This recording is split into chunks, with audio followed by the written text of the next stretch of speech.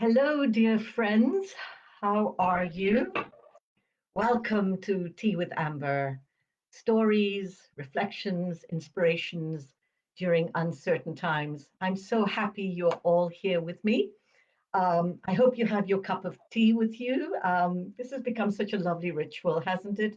Our tea with Amber, we get our cups of tea. And today I'm having rooibos. Haven't felt very well in the past few days, sort of low energy. I think it's just the change of seasons, etc. But just looking forward to this half hour with you and in connecting to you. And again, thank you so much for being here with me. It means so much. And I hope you're discovering and finding this half hour time at the oasis, I like to call it, a kind one for you, a way for you to feel inspired to kind of dive into some deeper questions as you go through the chrysalis cave, and I hope you are finding it helpful. So let us start. Um, I'm going to start with a story today, and so it, as all great stories begin, right? It's once upon a time. So here we go. Once upon a time, there was a woman who found herself standing on a beach at the edge of a vast ocean. It was her birthday. She had arrived feeling exhausted, tired, restless, alone. Her children had spread their wings and gone out into the world. Her marriage had sadly ended. She had just a few weeks back rushed herself into the emergency room at a local hospital, thinking she was dying of a heart attack. She wasn't. There was a deep sorrow in her. Could it be that her heart was broken? Could it be that a story she had lived in was now coming to an end? Could it be that she was simply awakening to a new time? The woman stood there, her feet digging into the warm sand, tracing the threads of her life, the triumphs and defeats, the sorrows and joys, the betrayals and blessings. A life fully lived, she knew. But now, here by the ocean's edge, on this August afternoon, she felt she had lost her way, that in a sense, she had failed life, and life had failed her. She whispered her lament to the ocean. What will become of me? And she waited for its answer. That woman was me. That was 10 years ago as I celebrated my 60th birthday. That was a turning point in my life. I had arrived at the crossroads. In our life, when we arrive at the crossroads, we stand on the edge of a chasm. The crossroads require and invite us to make a choice. Sometimes we do not want to make a choice about how we want to show up. But sometimes life demands it of us.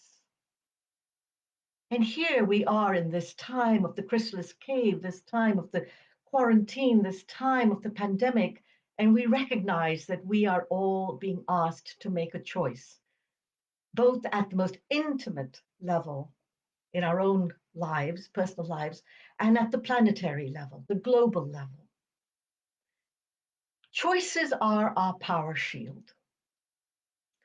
Choices help us, and the choices we make help to shape our journey. And choices will open doors for us and close others.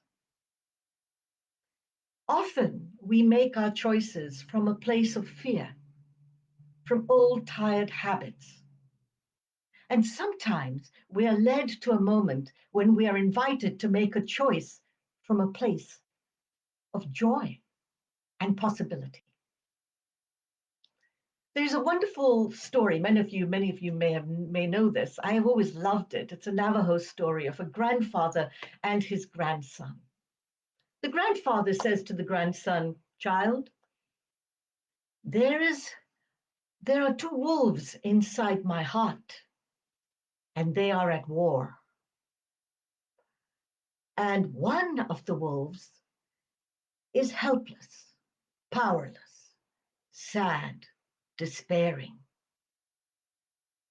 The other wolf is joyful, open to possibility, confident, generous, kind." And the grandson says to his grandfather, "Well, grandfather, which wolf wins?" And the grandfather says, "The one that I feed."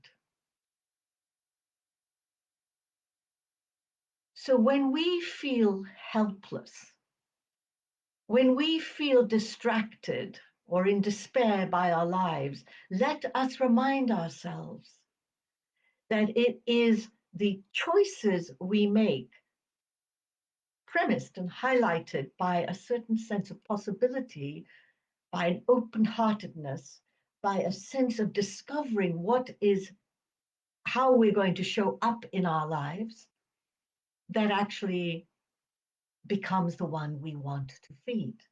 Because whatever we feed, that will show up. So let us be careful with the choices we are making right now. Now, there's another Native American Navajo story that I came across a few weeks ago, which I also liked. And this one resonates with our reflection on choice. And this is how this one goes. Once upon a time, Creator said, "I want to hide something from the humans until they're ready for it. It is the realization that they create their own reality." Eagle said, "Give it to me. I will take it to the moon." Creator said, "No, one day they will go there and find it." Salmon said, "Give it to me. I will bury it at the bottom of the ocean." Creator said, "No, they will go there too." Buffalo said, "Give it to me. I will bury it on the Great Plains." Creator said, "No, they will cut into the skin of the earth and find it even there."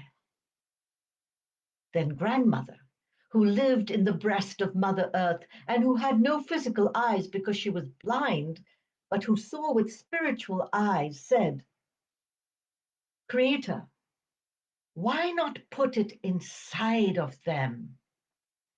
And Creator said, "It is done."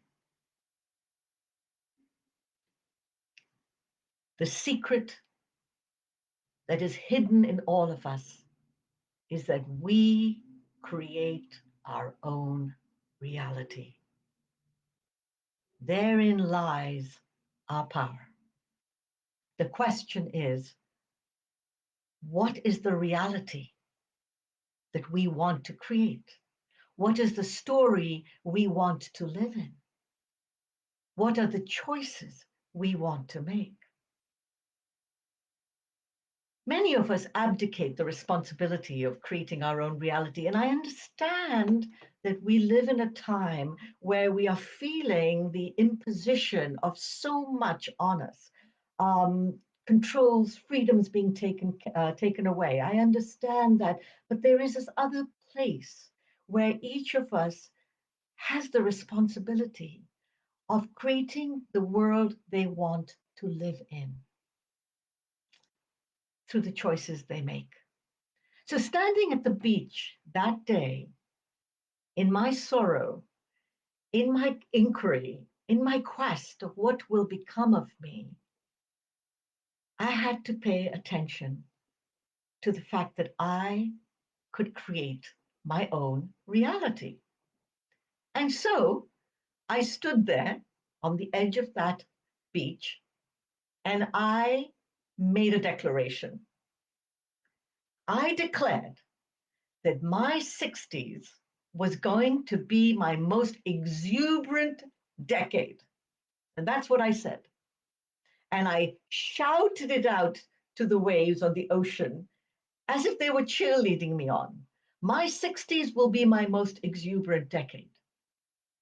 A declaration is not a wistful wish. It is not even a hope. When you make a declaration with your life, you are claiming something.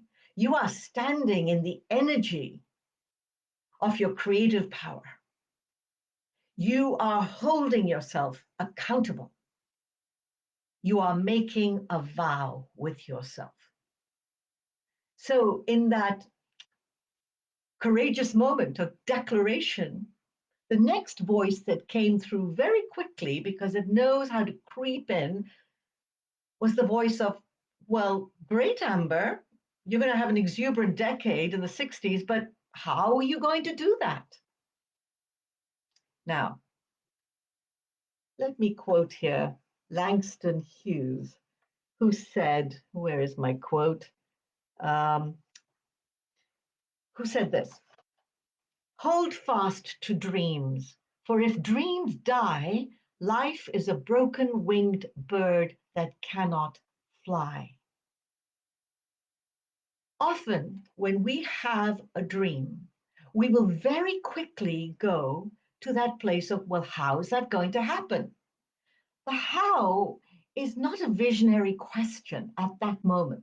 Yes, of course, you will find out how you're going to do it, but give yourself the time to dream, to hold that dream, to feel it, to embody it before you go too quickly into the logistics of what you are going to create to make it happen. Often we drop our dreams at that very moment because we'll come up with a lot of excuses because our dream state, and here's the thing I've discovered, you are seeking to dream from the future that is awaiting you, not from the past that is pushing you out. In another episode, I'm going to talk about this more deeply, but for right now, I want us to be aware that if in that moment my declaration of exuberance for my 60s had been completely sabotaged by that question, I would never have done it. I would never have gone into the world in that way. But instead, I chose to ask two questions. These two questions have become the guiding light for my life. And here they are. The first question was, what do I love? Now, you may see that or think that's a very simple question to ask. It's a little sentimental, perhaps. But I have to say that that question is one of the bravest, most courageous questions you can ask of yourself. What do I love? What engages me? What inspires me? What enlivens me to live my very best life? That question gives you the invitation to look with great vigilance and sight and begin to focus on what it is you love. Because you see, most of us will often spend our time in this thought: what doesn't work for me? What can't I stand? What do I hate? Those questions presented in the most negative way only give you the ability to answer that question. So you will find more and more reasons as to why you hate something or can't live in that place of joy because you're asking the wrong question. The visionary question requires you to focus on that which you want to create. So now the love I'm talking about here was brave. I wanted to create a manifesto for my life based on the exuberance of my potential sixth decade. I wanted to experience love and feel love not just as an emotion coming through, but as the very grounding. The place I stood on was informed by and inspired by the place from which I moved. I wanted to feel this love that was deeply, fiercely committed to loving the self that I am. This was not self care, this was self love. You see, most of us, in our sense of unworthiness, do not really allow ourselves to love the presence we are, with all our imperfections. We're not speaking here of the need to be perfect in love. That is the tyranny of perfection. Rather, we're saying, what is it like to fall in love with the woman or the man you are? Our dear friend Rumi, I'm always bringing him up because I love him.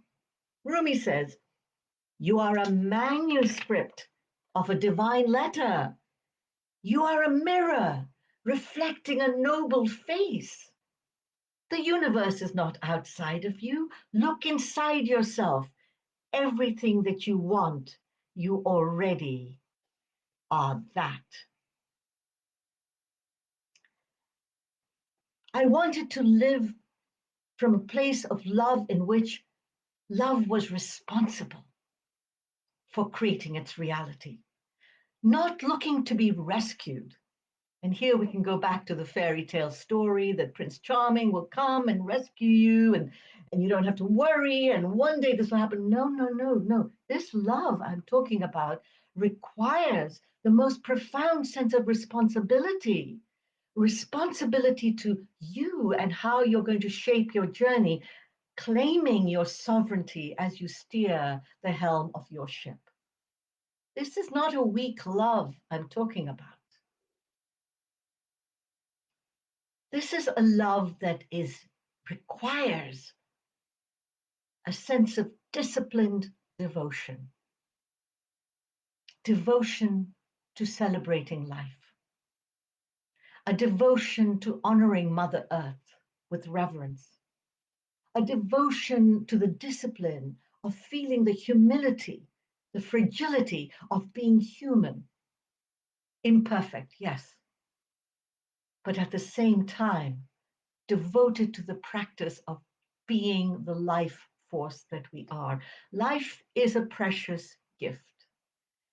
And when I had arrived at that beach that morning, I had forgotten that my life was a precious gift until I began to ask myself these questions. The second question, so the first question was, what is it I love? The second question I asked was, how will I take what I love into my world and contribute it and share it and express it fully? I'm reminded of a beautiful reflection by Picasso. He said, "The meaning of life is to find your gifts. The purpose of life is to give them away." What are your gifts? What is the song you have come to sing that is uniquely yours because there is no other one like you? I had to ask myself that question. What were Amber's gifts? So often we squander our gifts. We ignore our gifts.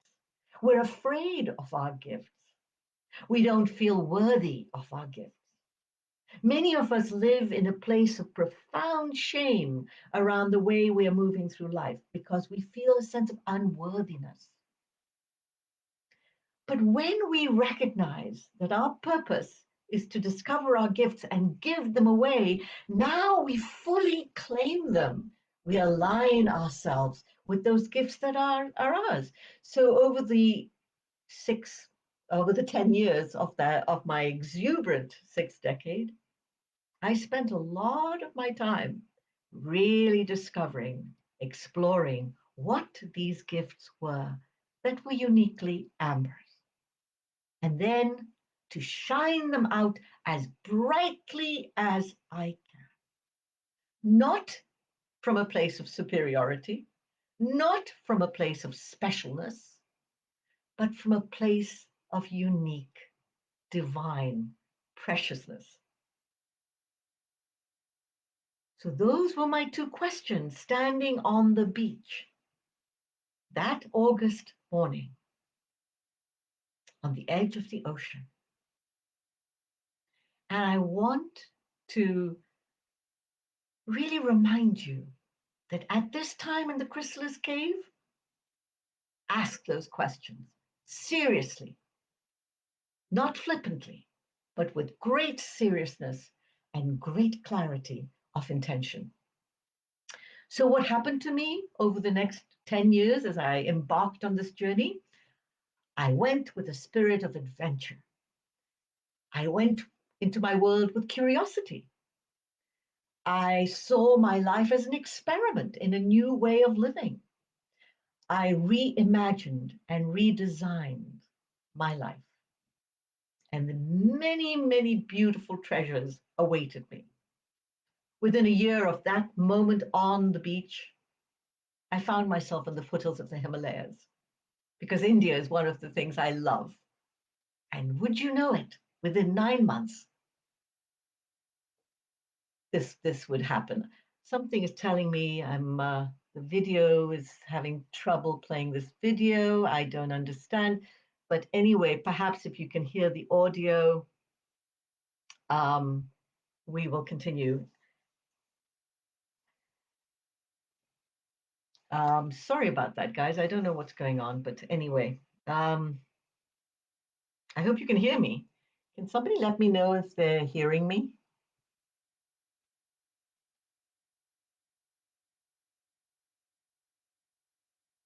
Uh-huh. Okay. All right. Yes. Okay. You can hear me. Good. Thank you. Uh, right. So the questions you ask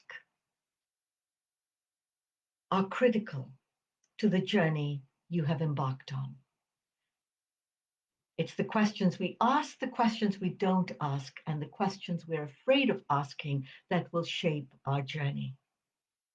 And as I spoke last on our last episode, stay focused on the visionary questions as you go through this time, because they will lead you to the answers and into this life of possibility and becoming that you are yearning for, that we're all yearning for. So let me, it is quite annoying not having the video on, but anyway, I'm told that you can hear me. So let me just, I'm going to close with a beautiful reflection from a man that I respect deeply. His name is Llewellyn Vaughan Lee. He is the head of the Sufi Center. He is a writer, he's a great thinker, he's an ecologist, and somebody I would highly recommend you read, Llewellyn Vaughan Lee. And here is what he says. So let us end with this beautiful reflection. Our journey now is to reconnect, to remember, to return to this place of joy and beginnings. This is where the future will be born. Not in some plan or project, however well intentioned. Without this wonder, life will be stillborn. Without this love, the days will be gray rather than filled with color and discovery. This is the beauty of the story we are being offered. But if we can recapture the laughter and wonder of children, if we can hold that note of love and bring it into our lives, then a secret will return. We will find we are no longer exiles, but that the ground under our feet is sacred, and we are held, supported, nourished by life around us, by our friends and communities, human and other than human. Like a tree in a forest, we will know that we are not alone, but part of a web, a network of life, healing, helping, nurturing each other as it should always have been, before we decided that competition was more important than cooperation, before we forgot the original instructions, before we lost our way. Llewellyn Vaughan Lee. Well, my friends, I'm so sorry that this is a blackout, a technological glitch, that I can't see you, but I am here and I am deeply grateful for you to show up today at my Tea with Amber. I hope you will have a wonderful week, and I hope to resolve this technological glitch on Facebook Live and see you next week. Thank you. Take care. Bye bye.